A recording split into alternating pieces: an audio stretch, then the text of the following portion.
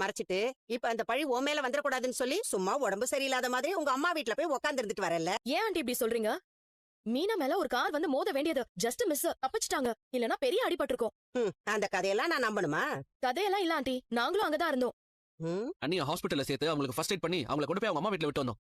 டேய், அது எப்படிடா சரியா நீங்க இருக்கும்போது அதெல்லாம் நடக்கும்? உங்களை பார்த்ததும் வேணும்னே அந்த கார் முன்னாடி போய் விளையாட மாதிரி நடிச்சிருப்பா.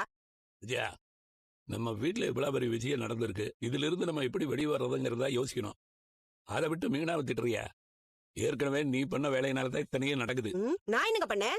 இவ எப்ப இந்த வீட்டுல காலடி எடுத்து வச்சாலோ அப்பவே இந்த வீட்டுக்கு தரித்திரம் பிடிச்சிருச்சு. அத்தை, நானா ரோஹிணி இந்த வீட்டுக்கு கூட்டிட்டு வந்தேன்? நீங்க கூட்டிட்டு வந்த பொண்ணு தானே அவ. நானா ரோஹிணி இந்த வீட்டுக்கு மருமகளாக்குனேன்? நீங்க தானே ஆக்குனீங்க. என்னடி கொழுப்பா?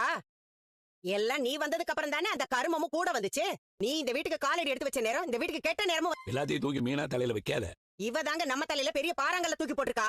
இவ ராசியால் தான் இந்த வீட்டுல இப்படி எல்லாம் நடக்குது. நான் சொல்லி என்னைக்கிட்ட அவ கேட்டிருக்கா? அண்ணிய பார்த்தாலே உங்களால திட்டாம இருக்க முடியாதா? கொஞ்ச நேரம் சும்மா இருங்கம்மா. மீனா உண்மையை மறைச்சது தப்புதான். அவ கிறிஸ்காக யோசிச்சு எல்லாத்தையும் மறைச்சிருக்கிறா.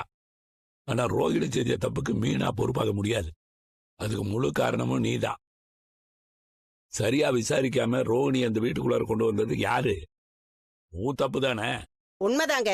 அந்த ஏமாத்துக்கரையை நான் தான் இந்த வீட்டுக்கு கூட்டிட்டு வந்தேன். அதை நான் ஒத்துக்கிறேன். நான் தான் தப்பு பண்ணிட்டேன்னு கூட ஒத்துக்கிறேன்.